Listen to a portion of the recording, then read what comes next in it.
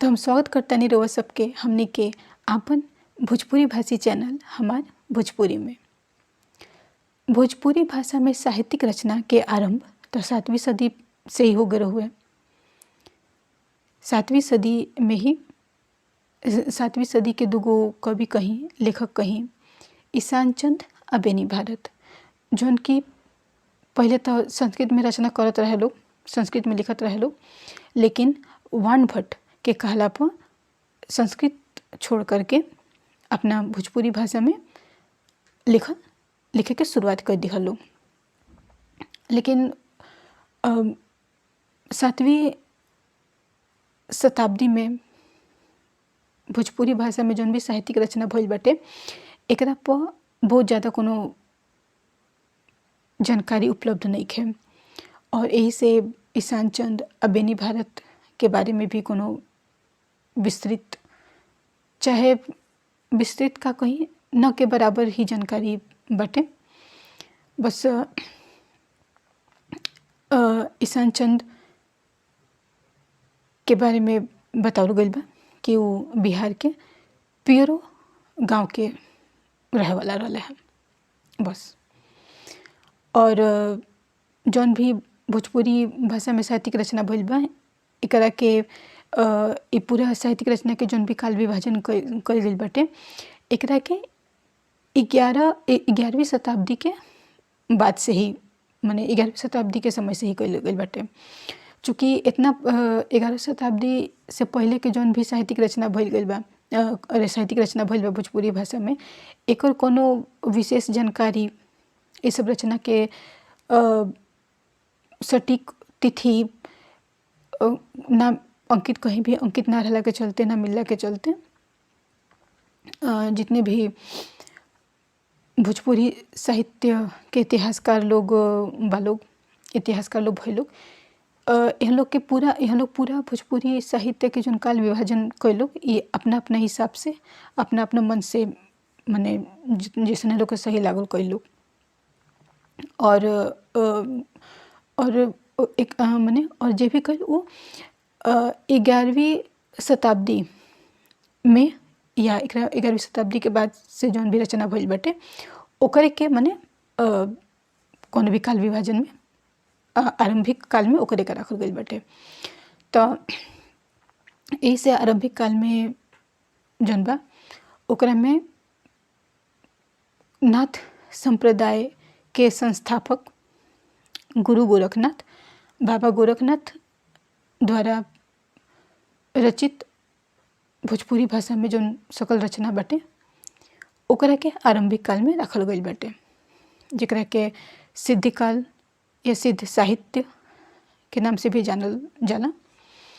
और बाबा गोरखनाथ के विषय में हम अपना अगला वीडियो में रउआ सबके विस्तृत जानकारी देब, वहाँ के बारे में, वहाँ के जन्म स्थान, वहाँ के द्वारा कइल गइल सब रचना सबके बारे में।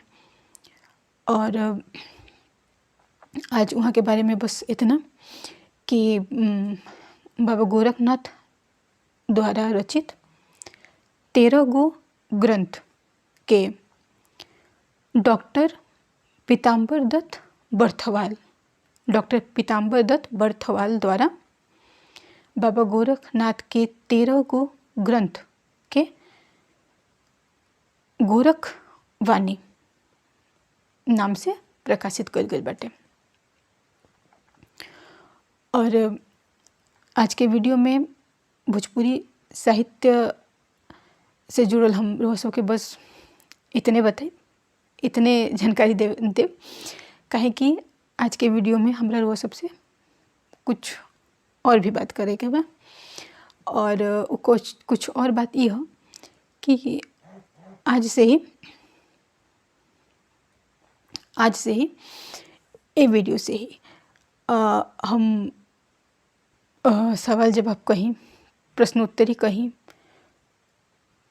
क्वेश्चन एंड आंसर कहीं, क्विज कॉन्टेस्ट कहीं, माने एकर शुरुआत करे के सोचत तनी। और एमे ई हुई कि वीडियो के अंत में हम रउआ सबसे 5 गो प्रश्न करब और उ 5 प्रश्न जौन बा उ ओही दिन के वीडियो पर ही आधारित रही। और रउआ सबके करे के का बा कि रउआ सब चाही त ई 5 प्रश्न के और चाहे 5 प्रश्न में से 1 गो 2 गो 3 गो 4 गो मने जो गो के होखे रउआ सबके कमेंट में उत्तर देवे के बाटे। और बस प्रश्न संख्या डाल करके और उत्तर लिखे के बा। और रउआ सबके नाम तो रहबे करी। एकरा अलावा अगर रउआ सब ई चाहो कि मने रउआ सबके नाम के अलावा रउआ सब कौना राज्य के कौना शहर से बानी, चाहे रउआ सबके ऑक्यूपेशन का ह, पेशा का ह, मने अपना बारे में रउआ जौन भी जानकारी चाहब कि हम बताई त उ उत्तर के साथ में रउआ अपना बारे में भी एगो छोटा सा इंट्रो टाइप दे सकेनी। तो अगर रउआ सब चाहब तो हम नेक्स्ट वीडियो में जब हम उ प्रश्न के उत्तर हम देब त रउआ सब में जे भी लोग ए प्रश्न के उत्तर देले रही और अपना बारे में जानकारी देले रही, अपन एगो छोटा सा परिचय देले रही, उ पूरा हम नेक्स्ट वीडियो में बताइब। और अगर ई प्रश्न के उत्तर देवे वाला लोग मतलब जनसंख्या बा उ बहुत ज़्यादा ना हुई तो अगला वीडियो में से ही वीडियो के दौरान में से ही 4-5 मिनट के समय निकाल करके हम एक प्रश्न के उत्तर देब रउआ सबके परिचय के साथ। और अगर ई संख्या ज़्यादा भइल जेकर कि हम आशा करतानी कि रउआ सब जे भी लोग ई वीडियो हमार देखतानी चाहे जे भी हमार भोजपुरी परिवार के सदस्य बानी उनमें से ज़्यादा लोग थोड़ा सा टाइम निकाल के ये वीडियो देखी और प्रश्न के उत्तर दी। काहे कि अगर रोज सब ऐसे करते नहीं तो ये जाहिर सी बात बा कि बहुत अच्छा लगी और एक साथ हमरा ये भी लगी कि रोज सब हमारे वीडियो देखत नहीं, रोज सबके अच्छा लगता।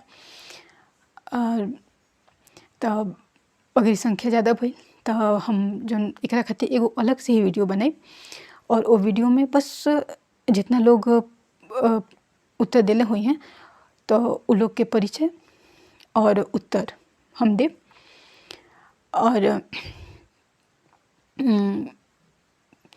और एकरा साथ ये भी तो हमरा मने जानकारी मिल जाई कि रोज सब कितना लोग वीडियो देखत नहीं, कितना इंटरेस्ट से देखत नहीं। और अगर वो सबके देखे में वीडियो देखे में इंटरेस्ट नहीं खे आवत तो काहे नहीं खे आवत, तो अगर जौन भी सुधार हम कर सके नहीं हम करे की कोशिश करो ताकि वीडियो ताकि हमारे वीडियो ज्ञानवर्धक होके के साथ साथ और वो सब के मतलब ओकरा में रुचि भी होके। तो एक साथ एगो बात और हम कहल चाहब कि ये वीडियो जब रोज सब हमें देखत नहीं तो ये वीडियो से संबंधित जौन भी आपके लागत हटे जौन भी अगर कुछ आप बदलाव चाहते नहीं चाहे सुधार चाहते नहीं तो वो सब कमेंट में ज़रूर लिखी कि वीडियो में हम और कौन तरीका से वीडियो को प्रस्तुत कर सकेनी और कौन तरीका से बोल सकेनी और कितना जानकारी दे सकेनी। चाहे वो सब भी अगर अपना तरफ से कुछ जानता नहीं और चाहते नहीं कि हम अपन कोनो वीडियो में वो बात के जोड़ी वो बात के बताई तो ये सब वो सब कमेंट में बताई। काहे कि ये हमारे भोजपुरी जो चैनल बा ये भोजपुरी भाषा में ही रही और एक साथ साथ एकरा में बहुत कुछ जानकारी के और ज़्यादा उत्साहित होकर के और ज़्यादा अच्छा तरीका से बनावे के करे के कोशिश करब। तो बस रउआ सबसे ये मने हमार आग्रह रहे। और हाँ, और जोन प्रश्नोत्तरी के बात कर रहनी है, तो 5 गो प्रश्न तो अभी पूछे ही के बाटे। तो आज के वीडियो से जुड़ल जोन 5 गो प्रश्न बा, ओकरा में हमार पहला प्रश्न है कि भोजपुरी साहित्य के आरंभ कौना सदी से मानल जाला। प्रश्न 1 कि भोजपुरी साहित्य के आरंभ कौना सदी से मानल जाला। प्रश्न 2 कि अपने भुला गई भोजपुरी भाषा में साहित्यिक रचना करे वाला पहला 2 गो कवि आ लेखक के नाम का रहे। प्रश्न 2 भोजपुरी भाषा में साहित्यिक रचना करे वाला पहला 2 गो कवि आ लेखक के नाम का रहे। प्रश्न 3 कि बाबा गोरखनाथ के जन्म कौना सदी में भई रहे।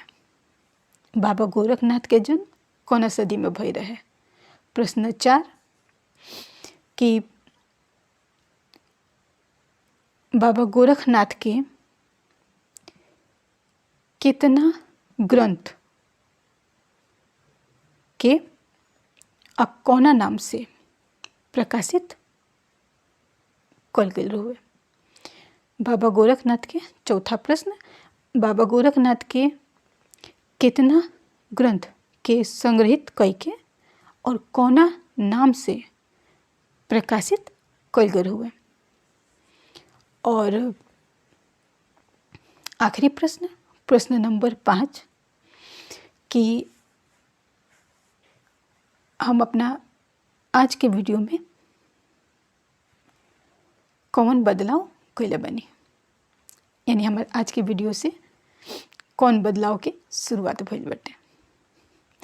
तो यह 5 गो हमारे प्रश्न जेकर उत्तर वह सबके कमेंट बॉक्स में देवे के बा और ज़रूर से देवे के बा। तो बस आज के वीडियो में इतना ही, और उम्मीद बा कि वीडियो हमारे वह सबके अच्छा लागल हुई। और अगर अच्छा लागल बा तो वीडियो के एगो लाइक करी और लोगों में शेयर करी। इस चैनल के अगर अभी तक सब्सक्राइब नहीं कैले तो सब्सक्राइब करी। और ये वीडियो से जुड़ल जौन भी राय सलाह रो सब दिहल चाहतनी वो ज़रूर से ज़रूर कमेंट बॉक्स में लिख के दी।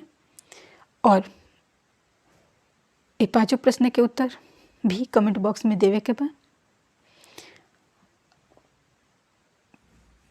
बस तो आज के वीडियो में अंत तक बनल रहला खातिर रउआ सबके बहुत बहुत